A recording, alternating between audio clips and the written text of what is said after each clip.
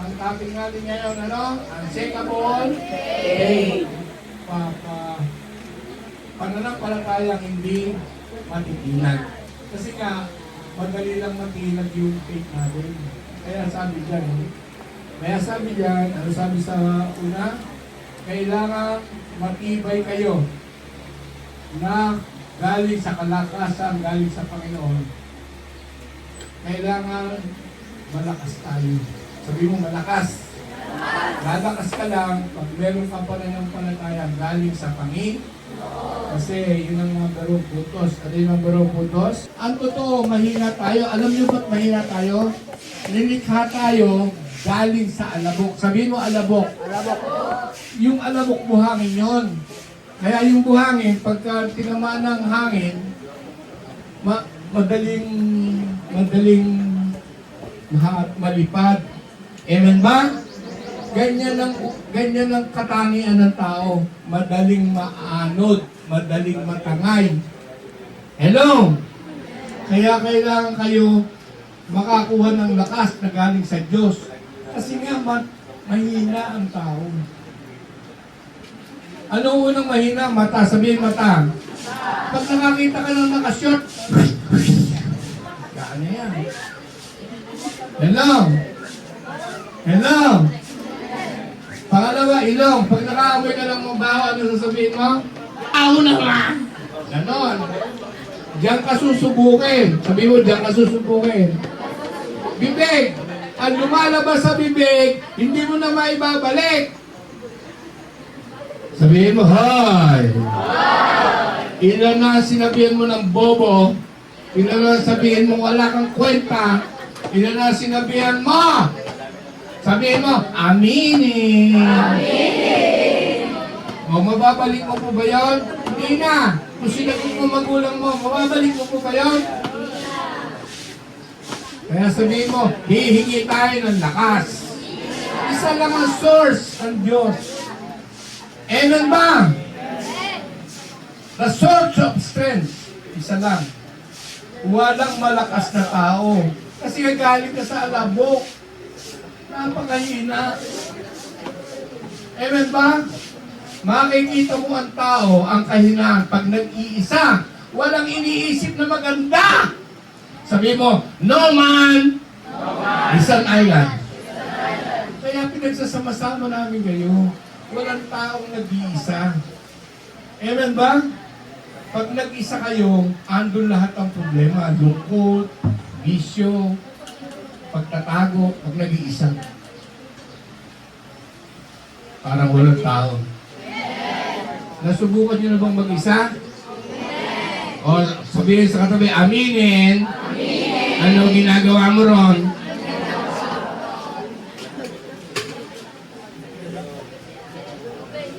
Hello! You need strength. Huwag kayo lalabas dito nang walang lakas na galing sa Diyos. Siguro naman yung 3 araw natin dito nakakuha kayo ng lakas. Amen ba? Pag hindi nyo yung iuwi, babalik kayo ulit sa dati. Amen ba? Yun ang una. Ang pinagmumulan ng lakas, Diyos. Sabi mo, Diyos. Pangalawa, verse 11 to 12. The reality of the battle. Ang realidad na mayroong gera sa espiritu. Pakita nyo rito. Sabihin mo, may gera. Kaya kailangan mo ng lakas ng Diyos. Isuot ninyo, alin? Ang buong kasuotang pandigma na ano? Kaloob ng upang ano? Mapaglabanan niyo ang mga pakananan. Sabihin mo, may diablo. Tingnan mo, baka yung katabi mo, diablo yan. Tingnan mo kung sungay niya, palipit na. Hello? Hello? Ayan ha. Lagay. Hindi pa ako lagay. Basta diablo pa lang ako. Sapagkat, ano? Basa malakas. Sapagkat hindi tayo nakikipaglaban sa mga tao. sabi mo sa, hindi tao kalaban natin. Hindi tatay, hindi nanay, hindi kapatid, hindi kapitbahay, hindi kaibigan. Sabihin mo, hindi tao. Eh bakit galit ka sa tao? Hello? Nautangan ka lang, galit na galit ka pag hindi nabayaran. Pag naglalaro ka ng ML, di sila sumagot sa'yo, galit na galit ka. Eh friend, laro ka dito. Hayop ka! Piyay ka! Piyay ka! Ganun na, murahan yan eh. Naku, parang wala mo namang mag-ML dito. Sabihin mo, aminin!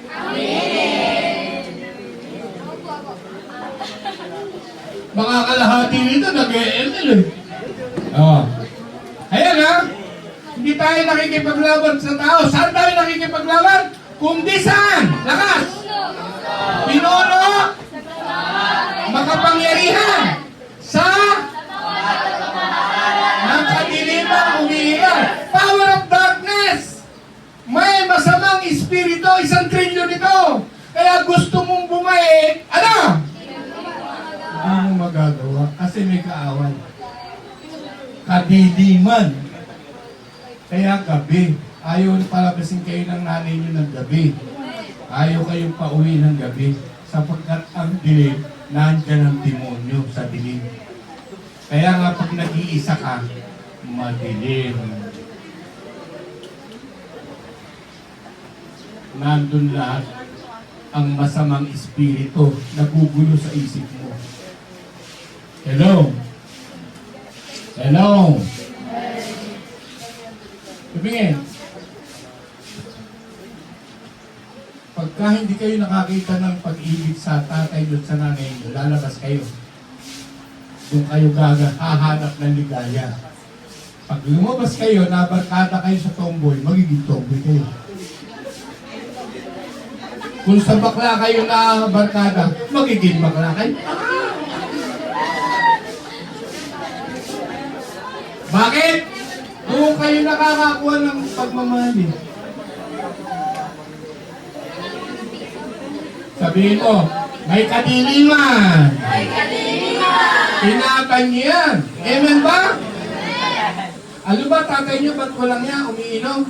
Nagbibisyo, kulayas ng layas. Hindi mo kasi niyakap, ni hinabikan. Wala siyang nakitang pag-ibig sa inyo. Lalabas yan. Doon nahanap ng pagmamahal. Saan? Sa beer house. Eh doon, mga kulantari ang babae. Honey, honey.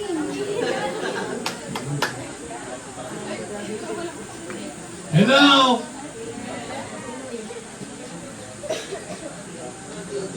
Marami sa inyo.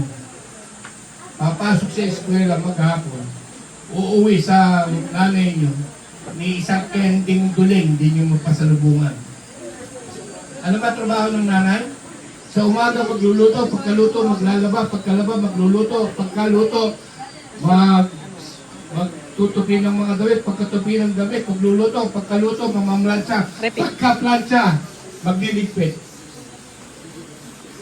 Hello? Hello? Nakukuha nyo ba? May kadiliman, sabi mo may kadiliman.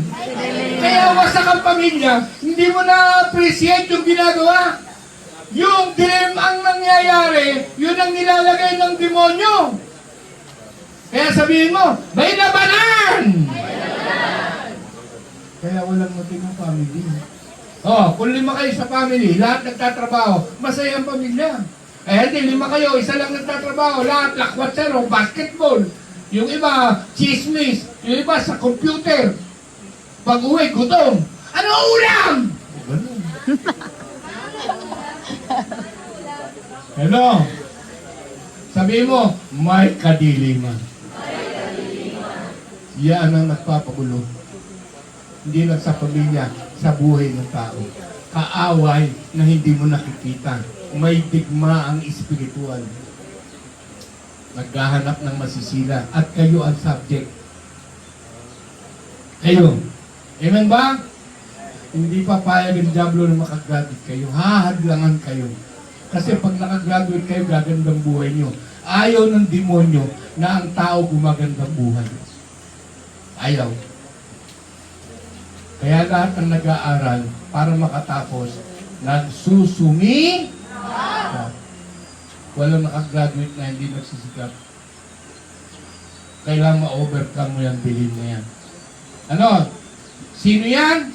Sa sanlibutan ito. Ibig sabihin, buong sanlibutan. 1 trillion itong walang yung bad spirit na to. Hindi mo ito nakikita. Kita niyo yung ventilador? Yung lumalabas dyan, ganun yun, espiritu. Hindi, nakikita mo ba yung lumalabas dyan? Sino? Nakikita niyo ba yung lumalabas dyan? Hindi, ganun ang masamang espiritu. Hindi mo nakikita, pero nakaka-penetrate sa puso at sa isip mo. Tandaan nyo, kung ano laman ng puso, siyang laman ito. At kung ano laman niya, siyang gagawin ng kamay mo, siyang lalakaran ng paa mo. Lalabas sa bibig mo. Kung ano laman ito. Kung si Kristo laman yan, maganda lalabas nito. At maganda gagawin ito. Pero kung demonyo laman ito, masama ang sabihin ito, masama ang gagawin ito. Hello! Kaya sabihin mo, labanan. Buong mundo yan, no? Buong sanlibutan. Oh. Ang sino yung mga yan? Hukbong spiritual. Spiritual realm. Nakalibot sila sa buong sanlibutan. Hukbo yan. Pag sinabing hukbo, marami yan. Kaya nga, dinadala kayo rito. Yun ang layunin. Na i-shield kayo. Matuto kayong makakuha ng lakas. Kasi pag wala kayong lakas na galing sa Diyos, marami sa inyo ang matatangay ng tukso. At marami sa inyo ang sisirain ng lugar. Di ba sinabi ni Rizal? Ano sinabi ni Rizal? Kabataan na yan, no? Tingnan mo ay katabi mo kung pag-asa yan. Ilakas mo, sabi mo, pag-asa ka ba? Amen ba? Maging pag-asa lang kayo kung meron na kayo ng unshakable faith. Amen ba? Doon lang kayo magiging pag-asa. Amen! So, mahalaga yan, ha? The reality of the battle. The reality ng gera, ha? Oh. Pagdinig ba? Sa gayon, kayo makikipaglaban pagdating sa araw na sumalakay ang masasama upang pagkatapos ng labanan ay matatag pa rin kayong nakatayo. Kaya kayo hinahanda para maging matatag pa rin kayo. Kahit na merong masamang espiritu na nasa sanlibutan ito yung awareness o pagtuturo para malabanan nyo. Para makatayo pa rin kayo. Kailangan alam nyo. Amen ba? Alam nyo paano maging malakas. Dahil sa Diyos na tinanggap nyo. Tumingin kayo. Ang puso, winawasak ng diablo. Ito yung pinakahininga. Hininga ng Diyos to sa tao. Di ba sa lupa, nililok yung lupa na hugis tao. Tapos hiningahan ang buhay sa puso. Kaya lahat inhale. Pinualisin. Ano mangyayari? Mamamatay. Kaya ito, galing ito sa Diyos. Kinukuha mo sa Diyos, binabalik mo sa Diyos. Amen ba? Kaya sabi mo sa katabi mo, magpapasalamat kang lagi. Yan yung buhay, inilagay sa atin. Kaya sabi mo, kaya ka buhay. Galing sa Diyos yun. Hindi na-appreciate ng tao yan kasi hindi nila alam. Ang akala nila, basta tao lang sila. Ang tao, ang Diyos, tatlong bahagi. Ama, Anak, Espiritu. Dahil ang tao, nilikha sa Diyos, kaya tatlong bahagi rin tayo. Katawan, Espiritu, at kaluluwa. Ano ang Espiritu? Buhay. Ano yung kaluluwa? Pakiramdam. Hello? Nakukuha nyo ba? Para alam nyo kung ano yung ingatan. Ito yung pinaka-sensitive, yung pakiramdam. Ito hindi na mamatay. Itong katawan, mamatay ito, babalik sa alabok. Pero yung espiritu, kahit kailan di namamatay yan. Hello? Yan ang buhay ng mga anghel. Darating ang panahon, pagka bumalik ang Panginoon, kukuhanin tayo, sa soul, yung kaluluwa lang. Tapos lalagyan niya ng bagong katawan, katawang panlangit. Hindi na tong katawan na to. Amen ba? Amen ba? Sino gustong maligtas? Lahat ng gusto sa kaligtasan, kailangan alam mo yun. Amen? Amen? Hindi tayo tiga rito. Hindi ito bayan natin. Tayo temporary lang dito. May tumatagal ba ng 100 taon na alos wala na? Yun ang pinakamahabang buhay dito. Then pagkatapos nyo, buhay na walang hanggan. Amen! Yun ang ating pag-asa. Reward natin ng mga nagtagumpay. Hindi ba sabi? Hindi lahat ng tumatawag sa akin, Panginoon, Panginoon ay malilig. Kundi sino? Lahat lamang mga sumusunod sa akin. Kaya kayo nandito para matuto na kayo sumunod kahit bata pa kayo. Amen? Dahil ang pangako ng reward nasa inyo. Dahil nasa inyo yung reward, kayo yung subject nitong masasama na to. Kaya kailangan, pagdating ni Kristo, nakatayo pa rin kayo. Sabi mo, nakatayo ka pa rin. Yun ang mahalaga. Sa tingin ko, sa tingin nyo kaya, paglabas nyo rito, kaya nyo tayuan yung inyong pananampalataya? Unshakable faith ba kaya? Sabihin mo, aminin!